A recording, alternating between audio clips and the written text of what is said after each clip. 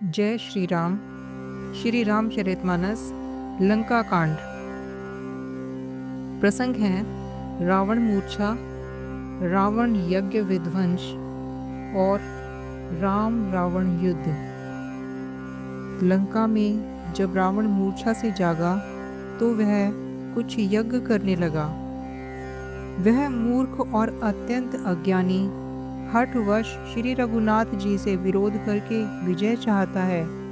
यहाँ विभीषण जी ने सब खबर पाई और तुरंत जाकर श्री रघुनाथ जी को कह सुनाई कि हे नाथ, रावण एक यज्ञ कर रहा है। उसके सिद्ध होने पर वह अभागा सहज ही नहीं मरेगा। हे नाथ, तुरंत वानर योद्धाओं को भेजिए जो यज्ञ का विध्वंस करें, जिससे रावण युद्ध में आवे। प्रातः काल होते ही प्रभु ने वीर योद्धाओं को भेजा। हनुमान और अंगद आदि सब प्रधान वीर दौड़े। वानर खेल से ही कूदकर लंका पर जा चढ़े और निर्भय रावण के महल में जा घुसे। ज्यों ही उसको यज्ञ करते देखा त्यों ही सब वानरों को बहुत क्रोध हुआ। उन्होंने कहा, अरे ओ निर्लज्ज, रणभूमि से घर भाग आया है और यहाँ आकर बुगले का सा ध्यान लगाकर बैठा है। ऐसा कहकर अंगद ने लात मारी, पर उसने उनकी ओर देखा भी नहीं। उस दुष्ट का मन स्वार्थ में अनुरक्त था। जब उसने नहीं देखा तब वानर क्रोध करके उसे दांतों से पकड़कर काटने लगे और लातों से मारने लगे। स्त्रियों को बाल पकड़कर घर से बाहर घसीट लाए। वे अत्यंत ही दीन होकर पुकारने लगी। तब रावण काल के समान क्रोधित होकर उठा और वानरों को पैर पकड़कर पटकने लगा। इसी बीच में वानरों ने यज्ञ विध्वंस कर डाला। यह देखकर वह मन में हारने लगा और निराश होने लगा।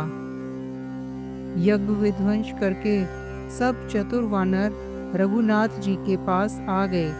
तब रावण जीने की आशा छोड़कर क्रोधित होकर चला।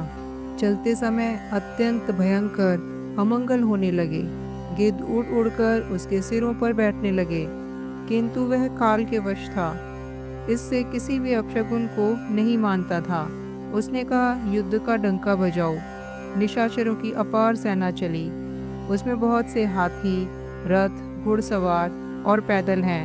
वे दुष्ट प्रभु के सामने कैसे दौड़ते हैं, जैसे पतंगों के समूह अग्नि की ओर जलने के लिए दौड़ते हैं। इधर देवताओं ने स्तुति की कि हे श्री राम जी, इसने हमको दारुण दुख दिए हैं। अब आप इसे अधिक न खेलाइए। जानकी जी बहुत ही दुखी हो रही है। देवताओं के वचन सुनकर प्रभु मुस्कुराए। फिर श्री रघुवीर ने उठकर बाण सुधारे। मस्तक पर जटाओं के जूड़े को कसकर बांधे हुए हैं। उसके बीच बीच में पुष्प गुथे हुए शोभित हो रहे हैं। लाल नेत्र और मेघ के समान श्याम शरीर वाले और संपूर्ण लोकों के नेत्रों को आनंद देने वाले हैं। प्रभु ने कमर में फेटा तथा तरकश कस लिया और हाथ में कठोर धनुष ले लिया। उनके भुजदंड पुष्ट हैं और मनोहर चौड़ी छाती पर ब्राह्मण भृंगु जी के चरणों का चिन्ह शोभित है। तुलसीदास जी कहते हैं, जो ही प्रभु धनुष बाण हाथ में लेकर फिराने लगे त्यों ही ब्रह्मांड, दिशाओं के हाथी, कच्छप, शेष जी, पृथ्वी, समुद्र और पर्वत सभी डगमगा उठे। भगवान की शोभा देखकर देवता हर्षित होकर फूलों की अपार वर्षा करने लगे और शोभा, शक्ति और गुणों के धाम करुणा निधान प्रभु की जय हो, जय हो, जय हो ऐसे पुकारने लगे। इसी बीच में निशाचरों की अत्यंत घनी सेना आपस में टकराती हुई आई। उसे देखकर वानर योद्धा इस प्रकार उसके सामने चले जैसे प्रलय काल के बादलों के समूह हों। बहुत से कृपाण और तलवारें चमक रही हैं, मानो दसों दिशाओं में बिजलियां चमक रही हों। हाथी, रथ और घोड़ों की कठोर चिंगाड़ ऐसा लगता है मानो बादल भयंकर गर्जन कर रहे हों। वानरों की बहुत सी पूंछें आकाश में छाई हुई हैं। वे ऐसी शोभा दे रही हैं मानो सुंदर इंद्रधनुष उदय हुआ हो। धूल ऐसे उठ रही है मानो जल की धारा हो। बाण रूपी बूंदों की अपार वृष्टि हुई। दोनों ओर से योद्धा पर्वतों का प्रहार करते हैं मानो बारंबार वज्रपात हो रहा हो। श्री रघुनाथ जी ने क्रोध करके बाणों की झड़ी लगा दी, जिससे राक्षसों की सेना घायल हो गई। बाण लगते ही वीर चित्कार कर उठते हैं और चक्कर खाकर जहाँ तहाँ पृथ्वी पर गिर पड़ते हैं। उनके शरीर ऐसे खून बहा रहा है मानो पर्वत के भारी झरनों से जल बह रहा हो। इस प्रकार डरपोकों को भय उत्पन्न करने वाली रुधिर की नदी बह चली। दोनों दल उस नदी के दो किनारे हैं। रथ रेत है और पहिए भंवर हैं। हाथी, पैदल, घोड़े, गधे और अनेकों सवारियां ही, जिनकी गिनती कौन करे, नदी के जल जंतु हैं। बाण, शक्ति और तोमर सर्प हैं। धनुष तरंगे हैं और ढाल बहुत से कछुए हैं।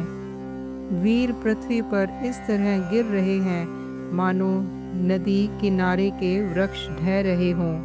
बहुत सी मज्जा बह रही है, वही फैन है।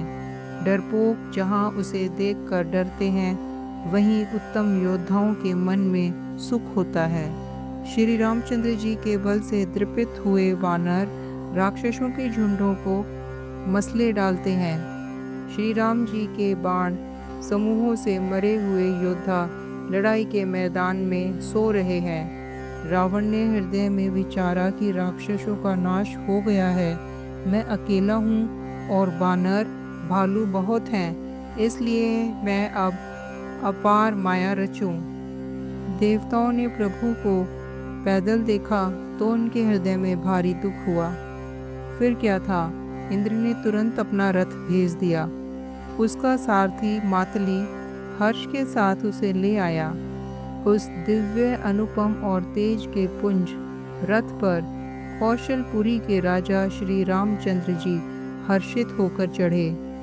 उसमें 4 चंचल, मनोहर, अजर, अमर और मन की गति के समान शीघ्र चलने वाले देवलोक के घोड़े जुते हुए हैं।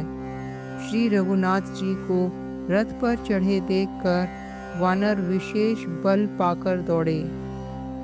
वानरों की मार सही नहीं जाती, तब रावण ने माया फैलाई। एक श्री रघुवीर के ही वह माया नहीं लगी। सब वानरों ने और लक्ष्मण जी ने भी उस माया को सच मान लिया। वानरों ने राक्षसी सेना में भाई लक्ष्मण जी सहित बहुत से रामों को देखा।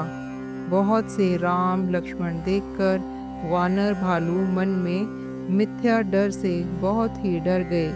लक्ष्मण जी सहित वे मानो चित्र लिखे से जहाँ के तहाँ खड़े देखने लगे।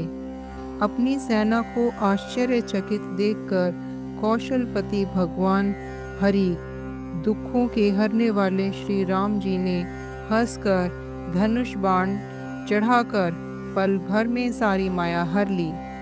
वानरों की सारी सेना हर्षित हो गई। फिर श्री राम जी सबकी ओर देखकर गंभीर वचन बोले, हे वीरों, तुम सब बहुत ही थक गए हो, इसलिए अब मेरा और रावण का द्वंद्व युद्ध देखो। ऐसा कहकर श्री रघुनाथ जी ने ब्राह्मणों के चरण कमलों में सिर नवाया और फिर रथ चलाया। तब रावण के हृदय में क्रोध छा गया और वह गरजता तथा ललकारता हुआ सामने दौड़ा। उसने कहा, अरे तपस्वी सुनो, तुमने युद्ध में जितने योद्धाओं को जीता है, मैं उनके समान नहीं हूँ। मेरा नाम रावण है। मेरा यश सारा जगत जानता है। लोकपाल तक जिसके कैद खाने में पड़े हैं। तुमने खर, दूषण और विराध को मारा। बेचारे बाली का व्याध की तरह वध किया। बड़े बड़े राक्षस योद्धाओं के समूह का संहार किया और कुंभकर्ण तथा मेघनाद को भी मारा। अरे राजा, यदि तुम रण से भाग न गए तो आज मैं वह सारा वैर निकाल लूं। आज मैं तुम्हें निश्चय ही काल के हवाले कर दूंगा। तुम कठिन रावण के पाले पड़े हो। रावण के दुर्वचन सुनकर और उसे कालवश जान कृपा निधान श्री राम जी ने हंसकर यह वचन कहा, तुम्हारी सारी प्रभुता, जैसा तुम कहते हो बिल्कुल सच है, पर अब व्यर्थ बकवाद न करो, अपना पुरुषार्थ दिखलाओ। श्री राम जी ने कहा, संसार में 3 प्रकार के पुरुष होते हैं, पाटल अर्थात गुलाब, आम और कटहल के समान। एक गुलाब की तरह फूल देता है, एक आम की तरह फूल और फल दोनों देता है, और एक है कटहल जिसमें केवल फल ही लगते हैं।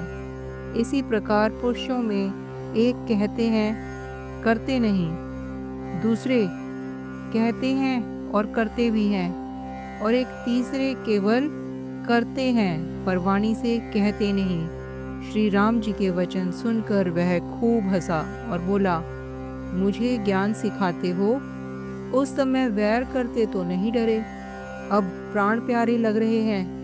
दुर्वचन कहकर रावण क्रुद्ध होकर वज्र के समान बाण छोड़ने लगा। अनेकों आकार के बाण दौड़े और दिशा विदिशा तथा आकाश और पृथ्वी में सब जगह छा गए। श्री रघुवीर ने अग्नि बाण छोड़ा, जिससे रावण के सब बाण क्षण भर में भस्म हो गए। तब उसने खिसियाकर तीक्ष्ण शक्ति छोड़ी, किंतु श्री राम जी ने उसको बाण के समान वापस भेज दिया।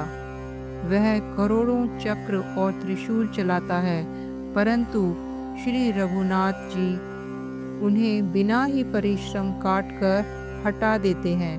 रावण के बाण निष्फल हो रहे हैं, जैसे दुष्ट मनुष्य के सब मनोरथ। तब रावण ने श्री राम जी के सारथी को 100 बाण मारे। वह श्री राम जी की जय पुकार कर पृथ्वी पर गिर पड़ा। श्री राम जी ने कृपा करके सारथी को उठाया। तब प्रभु अत्यंत क्रोध को प्राप्त हुए। तब उनके धनुष का अत्यंत प्रचंड शब्द टंकार सुनकर मनुष्य भक्षी सब राक्षस अत्यंत भयभीत हो गए। मंदोदरी का हृदय कांप उठा।